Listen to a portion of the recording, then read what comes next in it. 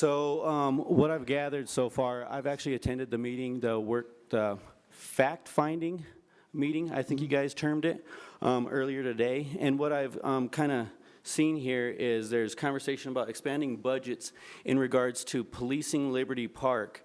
What I recently also heard about was expanding a grant to the police station, which was publicized about less lethal weapons. I believe it was a $330,000 grant that they publicized about upgrading less lethal weapons, which we all know here that they rarely, if ever, use as is. And what that broke down to is percentage-wise, although the narrative was for less lethal options, it broke down to 7.5% of that budget was going to be used for these less lethal options. Majority of that budget was actually going to be ended up being used for a mobile command center, for surveillance software. So that's what the real conversation probably should have spoke on. And if you start to incorporate this conversation together on both fronts, you're talking about expanding policing on a place where a lot of unsheltered residents currently reside, and also on the back end, funding more surveillance, as well as over $50,000 of that funding is going to other agencies like Unified and some other agencies, which we don't know what they're doing with that money. So what this picture that's being painted, in my eyes, is a replica of Operation Rio Grande just being described as something else. And with the conversation from the ACLU being very definitive and based on factual data, you all were there, and I hope you all really compassionately took that to heart and considered that, because criminalizing the homeless here, they are some of the most likely people to encounter police in their day-to-day lives. We also know more police means more deaths at the hands of police. We will not stand for that. So I will ask, do you endorse and accept the letter that was presented to you earlier? Thank you, Marvin, for your time. Do you accept and endorse the letter that was presented and recited earlier? Your 2 minutes is up, Mr. Marvin. Is that an answer? We've asked you to respect the 2-minute time.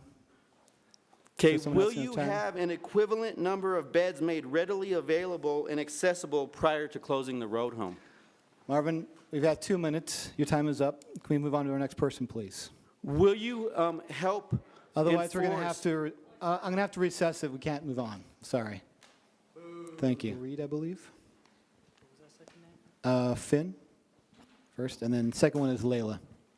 All right. To those involved in the decision process to close the road home, Utah Lieutenant Governor Spencer Cox, Utah House of Representatives Speaker Brad Wilson, Utah State Senate President Stuart Adams, Salt Lake County Mayor Jenny Wilson, South Salt Lake Mayor Cherry Wood, Salt Lake City Mayor Jackie Biskupski, Salt Lake City Deputy Chief of Staff David Litvak, Police Chief Mike Brown, and to the Salt Lake City Council members present today, as well as those that couldn't make it today. As you should be aware, temperatures are dropping and the most marginalized members of our community, the community that you took an oath to represent, are being turned away from the new shelters, as they have 400 fewer beds in the road home's existing capacity. Despite public pressure to keep the road home open, this council and the state government have planned to shut it down as the final part of Operation Rio Grande. This is an attack on the homeless population in Salt Lake City, and we are demanding that you immediately take the following action. 1, keep the road home open through April. 2, have at a minimum the equivalent number of beds made readily available and accessible prior to closing the road home. 3, no arrests, tickets, or harassment for campers until at least the equivalent number of beds are made readily available. 4, change the existing legislation to allow for the new centers to have more beds. And 5, free public transit fare for all people who stay in shelters. A 10-page report from the American Civil Liberties Union of Utah was released the first week of November 2019. In this report, the long-term damages of Operation Rio Grande are assessed, and it finds that the operation was a disaster. The report noted that the impact of arrests and fines do not easily vanish from the people's list of troubles, especially those with limited resources, but reverberate, often for low-level offenses including camping, jaywalking, and open container violations. Nonviolent misdemeanors that lead to arrest warrants often serve as barriers to services, housing, and jobs. In other words, Operation Rio Grande not only failed with its intent to restore the order and safety for those experiencing homelessness, but is a clear example of negligence and incompetence on the part of those involved in creating and implementing policies that don't you. involve the input and direction of the community they claim to serve. Thank you. We Your will time stand is up. by this no longer. Thank you for your comments.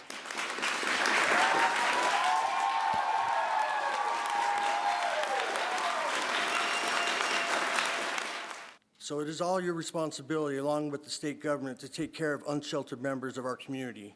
And we are calling on you to accept and immediately implement these demands as a first step in a long fight to end homelessness in Salt Lake City. The adoption of these demands will be undoubtedly save lives this winter, since people will be able to go to the shelter to stay warm and safe from dangerously low temperatures. If the plan to close the roads home proceeds, people will die, and that is something that this community will not accept. And this is endorsed by Black Lives Matter Utah, Civil Riot, Decarcerate Utah, Freedom Road Socialist Organization, Justice for Cody, Party for Socialism and Liberation, Salt Lake Democratic Socialists, Union for Street Solidarity, University of Utah Students for a Democratic Society, Utah Against Police Brutality, Utah State Democratic Progressive Caucus, and Viga la Migra, right?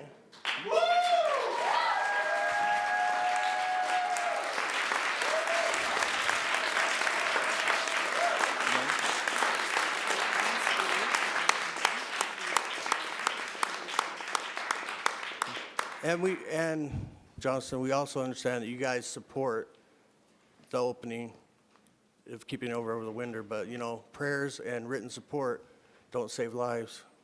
So we need you guys to do what we're doing and take action and go speak to the people that do have the power. You guys have the political power to make things happen. And resources. So we need you guys to show up, man. Show up for the community. Not show up like Operation Rio Grande style, but show up community style, right?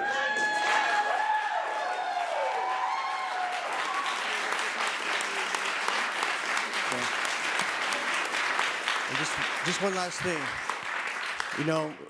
I'm in recovery, right? And I work down there. I'm with Utah Harm Reduction Coalition. We work with IV drug users, right? I'm going to say one last thing. Okay. And the thing I've learned about recovery that taught me anything else is that you leave a community better than you found it. Okay. Thank you, Laura.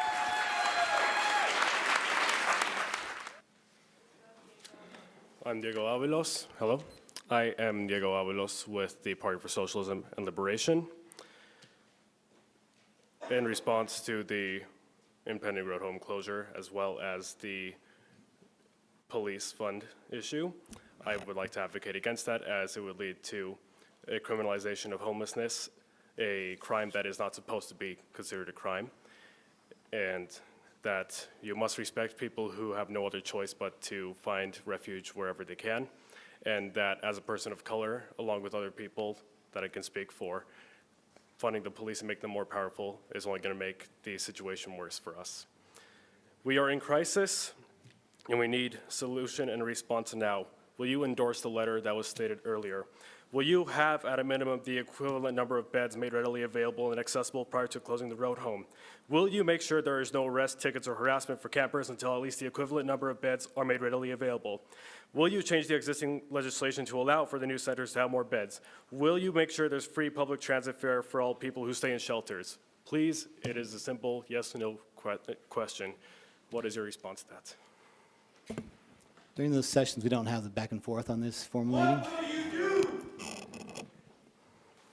What will you do? Thank you, Diego. What will you do? Ladies and gentlemen, What will you do? we're going to recess. We're going to recess this meeting. Go out. We'll be back when it calms down.